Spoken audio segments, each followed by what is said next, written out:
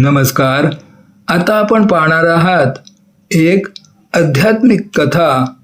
माणसाला मृत्यू नाही तर हे 6 शत्रू मारतात.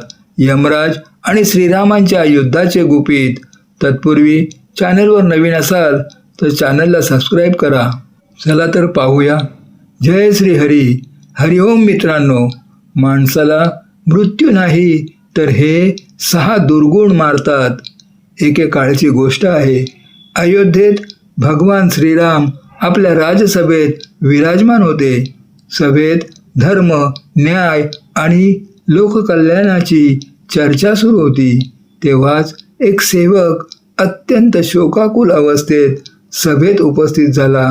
त्याने हात जोडून निवेदन केले, प्रभू, तुमच्या वडिलांसमान असलेले वृद्ध आणि धर्मपरायण मंत्री सुमंत यांचे निधन झाले आहे.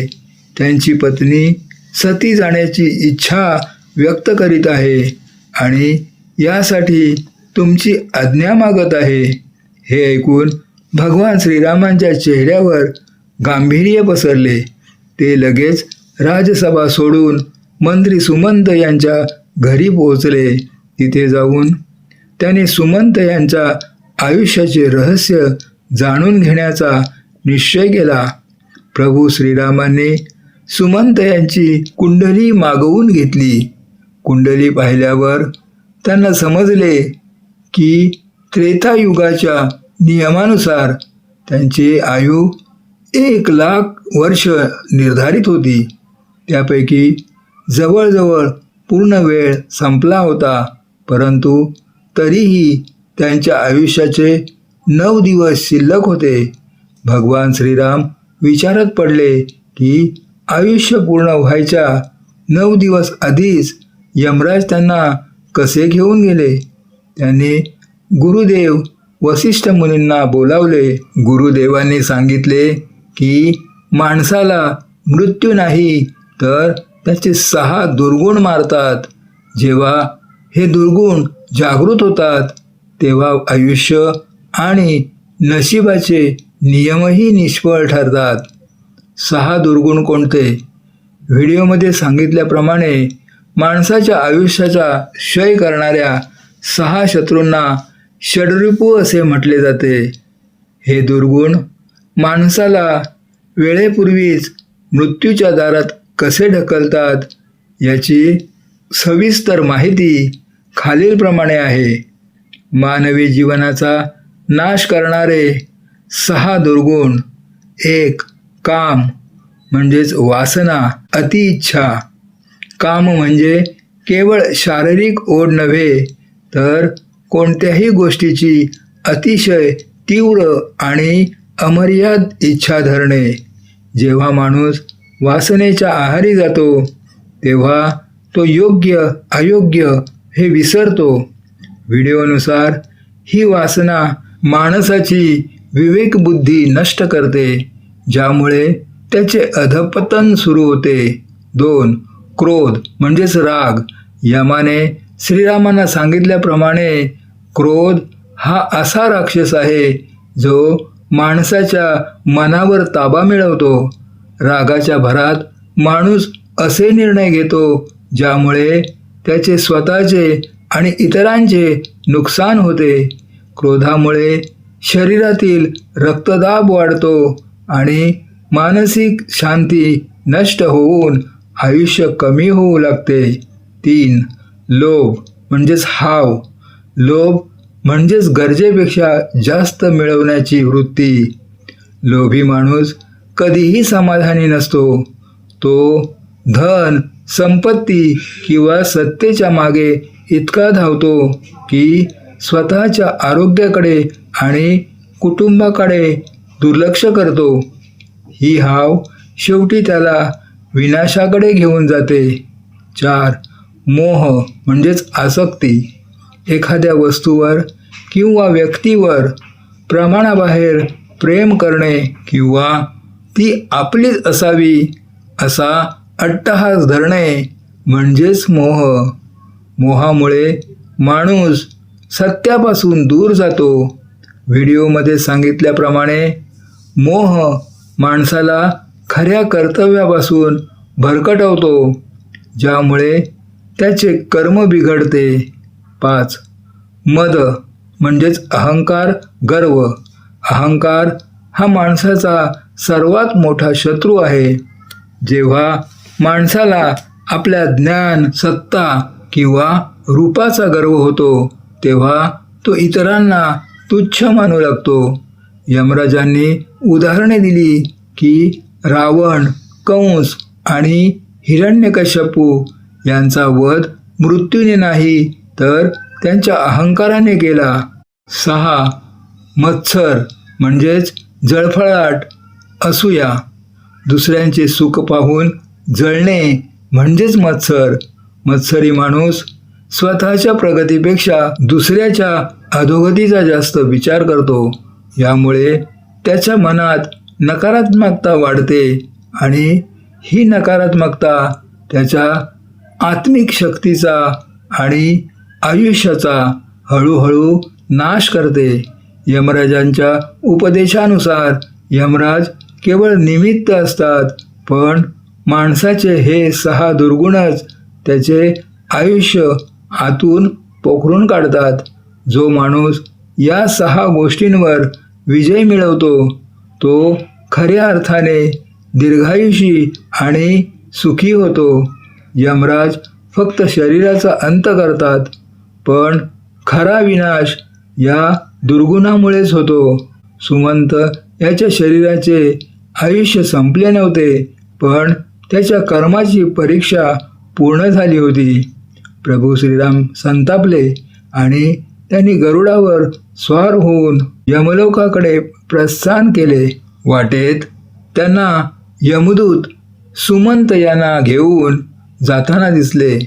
श्रीरामांनी आपल्या तेजाने यमदूतांना पराभूत केले आणि सुमंत यांना मुक्त केले. यमदूतांनी विचारले की आमचा अपराध काय? तेव्हा प्रभू श्रीराम म्हणाले, सुमंत यांचे 9 दिवस अजून शिल्लक आहेत. त्यांना वेळेआधी नेणे अधर्म आहे. तेव्हा यमदूतांनी सांगितले की सुमंत याचा जन्म विचित्र होता. जन्माच्या वेळी त्याचे शरीर पूर्णपणे बाहेर यायला 9 दिवस लागले होते. ते 9 दिवस विद्वानांनी मंत्रोपचाराने त्यांचे रक्षण केले होते. तेच 9 दिवस आता शिल्लक आहेत. यमराज यावर संतप्त झाले आणि त्यांनी श्रीरामांवर आक्रमण करण्याचा विचार केला, पण इंद्रदेव, अग्निदेव आणि वायुदेव या सर्वांनी त्यांना रोखले. शेवटी यमराज स्वतः अयोध्येवर चालून आले. श्रीरामांनी आपल्या धाकट्या मुलाला लवला युद्धासाठी पाठवले. लवने आपल्या पराक्रमाने यमराजांच्या संपूर्ण सेनेचा पराभव केला. लवने ब्रह्मास्त्राचा वापर केला. तेव्हा यमराज घाबरले. सूर्यदेव तिथे प्रकट झाले आणि त्यांनी लवला ब्रह्मास्त्र मागे घेण्याची विनंती केली. यमराजांनी आपली चूक मान्य केली आणि श्रीरामांची क्षमा मागितली. त्याने सांगितले की मी कोणाला मारत नाही. प्रत्येक प्राणी आपल्या कर्माप्रमाणेच जन्म आणि मृत्यूला प्राप्त होतो. त्या दिवसापासून रामराज्यात हा सिद्धांत रूढ झाला की माणसाला मृत्यू मारत नाही तर त्याचे कर्म मारतात. षड्ऋतूंवर विजय मिळवणे ही एक निरंतर चालणारी प्रक्रिया आहे. हे दुर्गुण पूर्णपणे संपवणे कठीण असले तरी खालील व्यावहारिक उपायांनी तुम्ही त्यांना नक्कीच नियंत्रणात ठेवू शकता. षड्ऋतूंवर विजय मिळवण्याचे व्यावहारिक उपाय. 1. क्रोधावर नियंत्रण म्हणजेच राग व्यवस्थापन. मौन पाळा. जेव्हा खूप राग येईल तेव्हा लगेच उत्तर देऊ नका. 10 ते 1 पर्यंत उलटी उजळणी करा किंवा तिथून बाजूला व्हा. दीर्घ श्वसन. रागाच्या वेळी शरीरातील ऑक्सिजन कमी होतो. अशा वेळी 5 ते 10 वेळा दीर्घ श्वास घेतल्याने मेंदू शांत होतो. 2. लोभ आणि मोहावर मात म्हणजेच संतोष, कृतज्ञता म्हणजेच ग्रॅटिट्यूड. दररोज रात्री झोपण्यापूर्वी आपल्याकडे असलेल्या 5 चांगल्या गोष्टींची आठवण करा.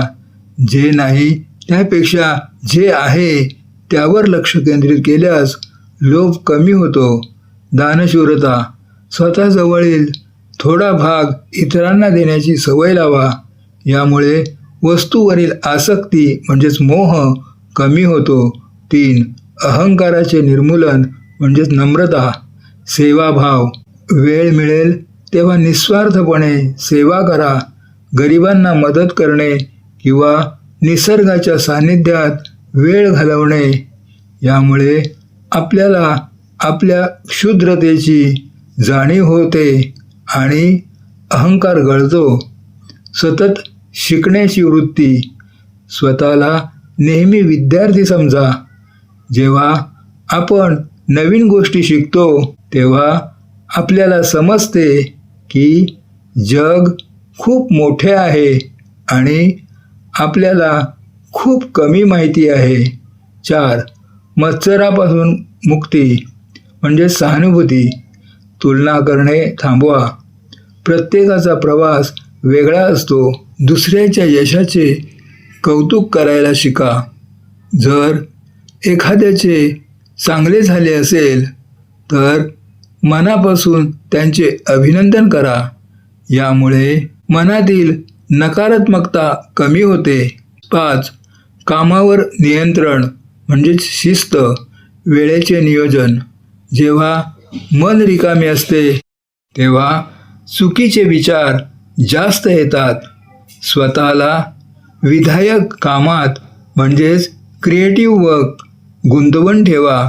सात्विक आहार आणि व्यायाम. शरीराचा मनावर मोठा परिणाम होतो. नियमित व्यायाम आणि हलका आहार मनाला स्थिर ठेवण्यास मदत करतो. एक प्रभावी मानसिक तंत्र. साक्षी भाव. जेव्हा कधी तुम्हाला खूप राग येईल किंवा लोभ वाटेल तेव्हा स्वतःला एका तिसऱ्या व्यक्तीच्या नजरेतून पहा. स्वतःला विचारा, मला आता राग का येतोय? यामुळे माझे काय भले होणार आहे? स्वतःच्या भावनांचे केवळ निरीक्षण केल्याने त्यांची तीव्रता निम्मी होते. तुम्हाला यापैकी कोणता दुर्गुण सर्वात जास्त त्रासदायक वाटतो? कमेंट करून कळवा. हा व्हिडिओ तुम्हाला आवडला असेल तर लाईक करा आणि आपल्या मित्रपरिवाराला शेअर करा. अशाच सखोल आध्यात्मिक माहितीसाठी आपल्या चॅनलला सबस्क्राईब करा आणि बेल आयकॉन दाबायला विसरू नका. भेटूया पुढच्या व्हिडिओमध्ये. तोपर्यंत धन्यवाद. जय हिंद, जय भारत, जय महाराष्ट्र.